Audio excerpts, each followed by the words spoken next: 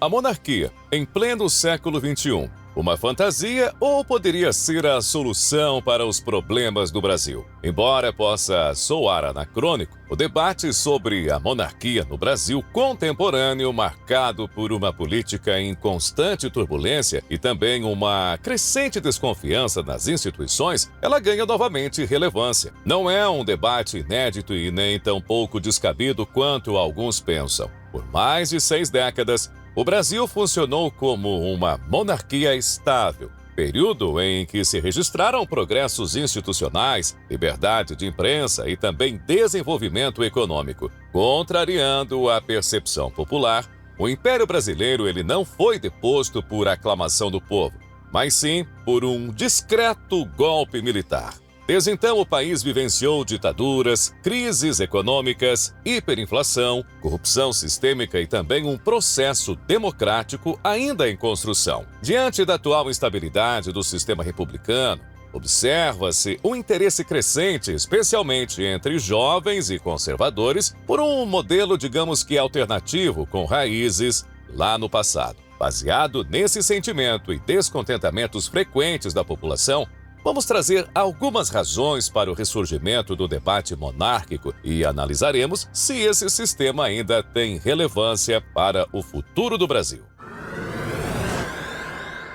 Em pleno século XXI, com redes sociais dominando o debate público e também novas gerações cada vez mais engajadas na política, um tema que parecia totalmente esquecido pelos livros de história, ele começa a retornar às conversas cotidianas, a monarquia. O que antes era visto como um resquício do passado, associado a coroas, tronos e pompa imperial, hoje ganha novos contornos e atrai olhares curiosos, principalmente entre jovens conservadores, grupos tradicionalistas e também setores da população que se sentem cada vez mais frustrados com a realidade política do Brasil republicano. Esse ressurgimento, ele não acontece por acaso, não.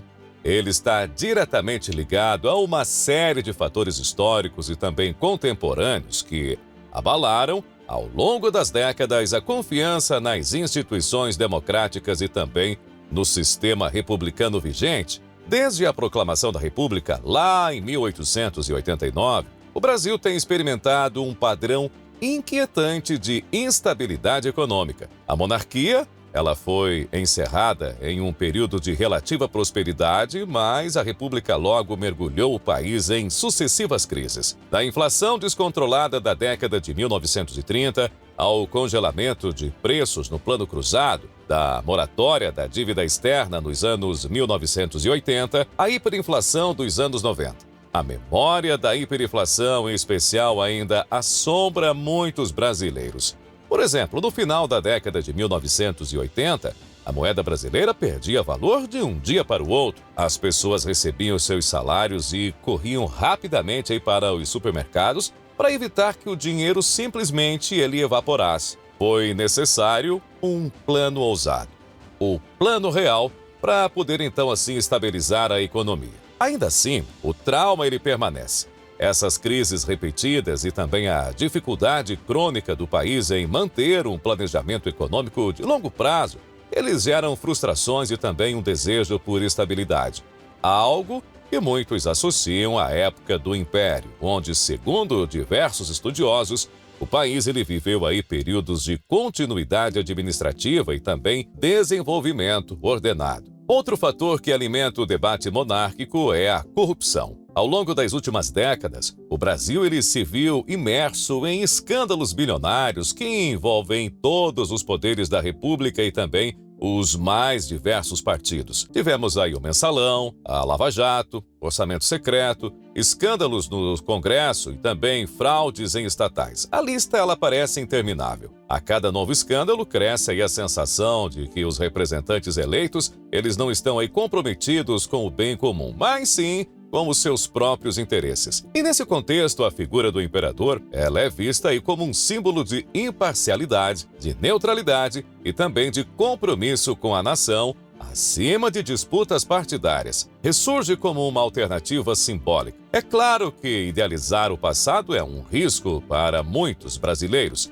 O Império ele se apresenta aí como um modelo onde o chefe de Estado ele tinha aí formação intelectual, preparo administrativo e também uma visão de longo prazo. Algo raro na política atual, dominada aí por interesses imediatistas e também promessas que não são cumpridas. A instabilidade institucional do Brasil também contribui fortemente para o retorno da pauta monárquica. O país já viveu aí 2 ditaduras, sofreu com tentativas de golpe, passou por impeachment traumático em 2016 e também testemunha ainda hoje uma crescente judicialização da política. O sistema presidencialista, por sua vez, mostrou-se vulnerável à polarização extrema e também à paralisia legislativa. A fragmentação partidária, com dezenas e dezenas de legendas negociando cargos e mais cargos e também verbas em troca de apoio, gera aí um ambiente de governabilidade frágil e propenso à barganha. Muitos cidadãos olham para isso e se perguntam: onde está a unidade nacional? Onde está o senso de continuidade e também de estabilidade? Bom, é nesse vácuo de representatividade e solidez institucional que o modelo monárquico volta a ser cogitado. Ao menos como ideia, não como uma repetição exata do passado, mas como um sistema onde o chefe do Estado, ele não é o político eleito a cada 4 anos, mas sim uma figura de Estado permanente, isenta de pressões eleitorais e também de pressões partidárias. Em tempos de crise, é natural que as nações olhem para o seu passado em busca de referências sólidas. O Brasil, por exemplo, com sua história recente marcada por escândalos, por divisões e por retrocessos, começa a redescobrir aí símbolos que outrora inspiravam orgulho. A monarquia é um deles. A figura de Dom Pedro II, por exemplo, tem sido aí revalorizada nas redes sociais e também em documentários. O seu amor pelas artes, o seu compromisso com a educação e a sua postura diplomática o tornaram um líder admirado, inclusive por monarcas europeus. Esse resgate histórico também alimenta aí o imaginário coletivo de que talvez, em algum momento, tenhamos aí tomado um rumo errado. Para a gente compreender a ressonância atual da monarquia no debate público brasileiro, é crucial examinar de perto o período imperial, frequentemente simplificado em narrativas didáticas como mera antessala da libertação republicana. A história revela aí um cenário muito mais complexo e, sob vários aspectos, mais estruturado que o sistema contemporâneo. O Império do Brasil, ele teve seu início lá em 1822 com a proclamação da independência por Dom Pedro I, que perdurou aí por cerca de 67 anos sob uma monarquia constitucional. Apesar de centralizadora, sua Carta Magna estabelecia poderes moderadores e também uma organização política que, na prática, ofereceu aí notável estabilidade, em franco contraste com os turbulentos anos republicanos. A sucessão do poder era previsível e pacífica. Dom Pedro II ascendeu ao trono aos 14 anos de idade e o mesmo ele reinou aí por quase que meio século. Nesse período, o Brasil atravessou guerras, crises e também transformações sociais sem rupturas institucionais drásticas. Diferente da instabilidade partidária e também dos frequentes confrontos entre os poderes e pedidos de impeachment que marcam o sistema presidencial atual, por outro lado, a monarquia proporciona uma continuidade na liderança do Estado. O imperador não era um autocrata. Dom Pedro II, por exemplo, respeitava o parlamento e exercia um papel moderador. Distante de disputas eleitoreiras ou eleitorais, ou até mesmo promessas populistas e da necessidade de formar bases políticas com cargos ou emendas, sua posição conferia uma responsabilidade que hoje parece ausente. Outro contraste significativo reside na valorização do conhecimento. Dom Pedro II era um entusiasta da ciência e também da cultura.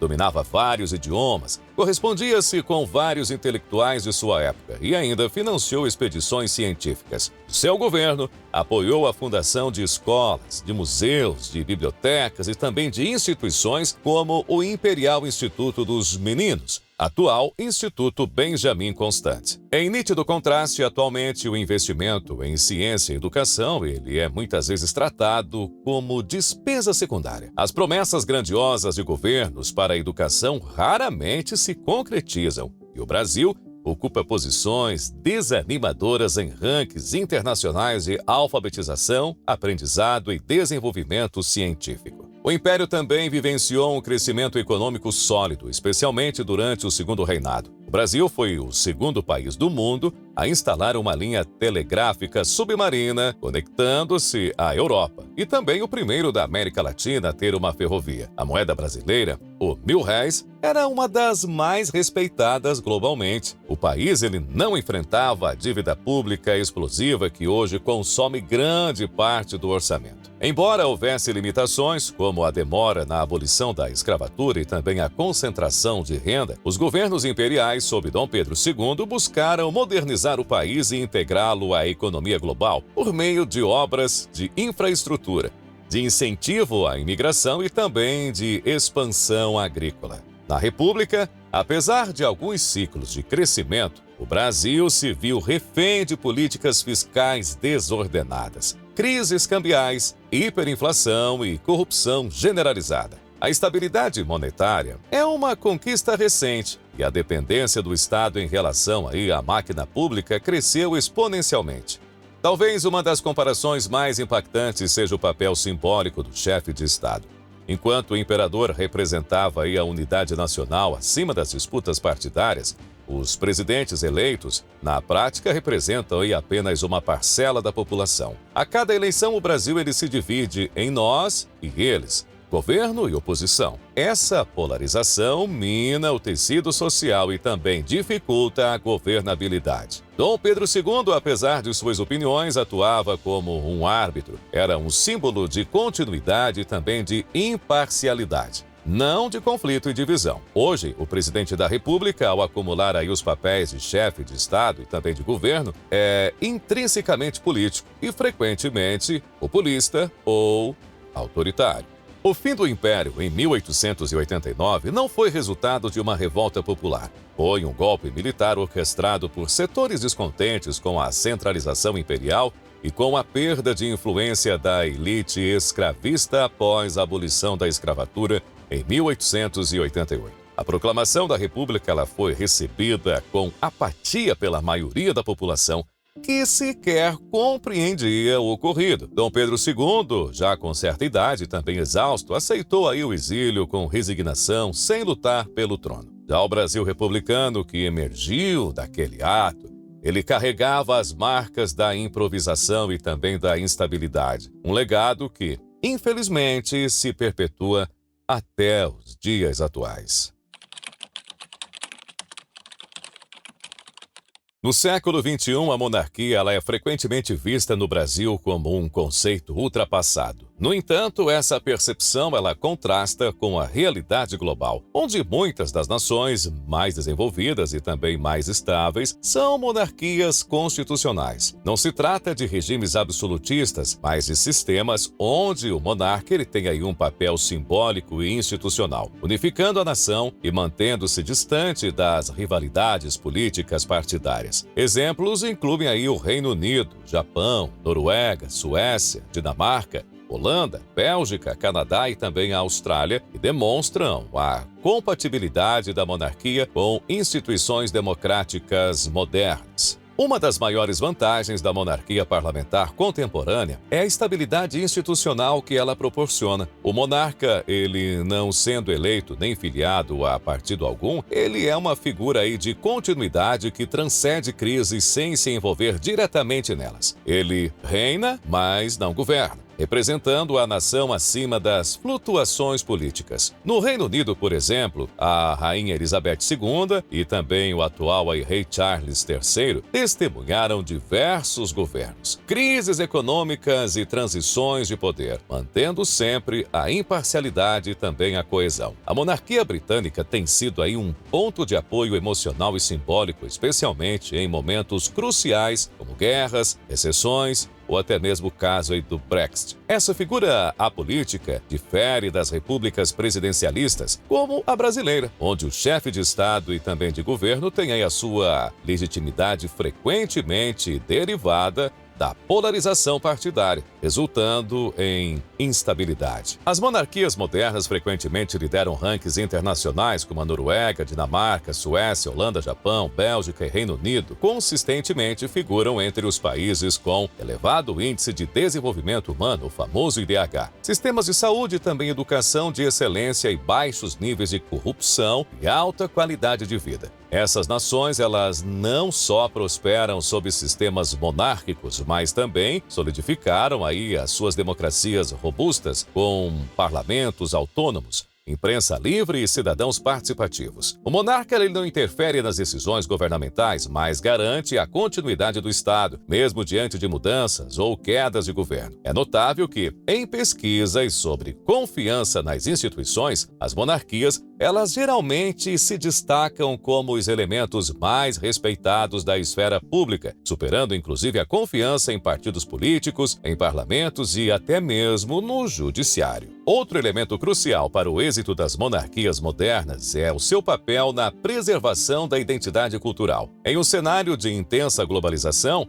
a figura do rei ou da rainha serve como guardião das tradições, da história e também do simbolismo nacional. O Japão, ele é um exemplo claro, mantendo rigorosamente as tradições imperiais milenares com a figura do imperador profundamente respeitada, mesmo sem poder político direto. O mesmo ocorre na Noruega, Dinamarca, onde a monarquia é vista aí como um componente essencial da coesão social.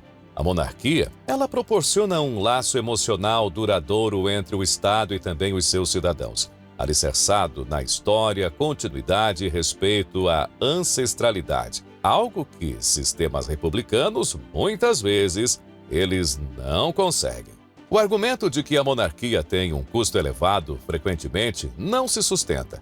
Em países como, por exemplo, o Reino Unido, as despesas aí como a família real representam uma parcela mínima do orçamento nacional e são muitas vezes compensadas por benefícios gerados aí pelo turismo, pela sua imagem internacional e também por patrocínios culturais. Além disso, ao comparar o custo de manter aí um monarca simbólico com as cifras exorbitantes de campanhas eleitorais, estruturas governamentais fragmentadas, reeleição e também escândalos de corrupção, frequentemente observados aqui no Brasil, por exemplo, a monarquia se mostra aí mais eficiente institucionalmente. É crucial ressaltar também que a monarquia moderna, ela não é autoritária e nem absolutista. O modelo mais difundido é o parlamentarismo monárquico, onde o governo é eleito democraticamente e o monarca atua aí como representante do Estado, sem interferir nas políticas públicas. Essa estrutura permite que o país ele se beneficie de alternância de poder e o debate democrático sem abrir mão de um símbolo nacional permanente. Para muitos especialistas, esse equilíbrio entre tradição e modernidade ele é o segredo da longevidade e também do sucesso das atuais monarquias constitucionais.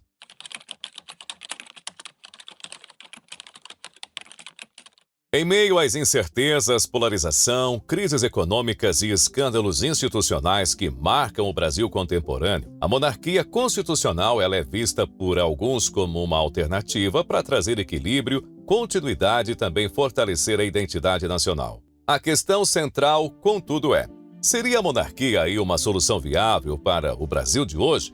E além disso, quais as chances reais dessa proposta deixar aí o campo do debate e se tornar uma realidade? Para responder aí a essas perguntas, é fundamental a gente analisar aí o contexto político, jurídico e também social do nosso país, assim como os desafios práticos de uma transição dessa magnitude. Afinal, a implementação de uma monarquia constitucional no Brasil atual não seria aí um mero retorno ao passado, mas a construção de um novo modelo de Estado, baseado nas lições históricas e também respeitando os princípios democráticos.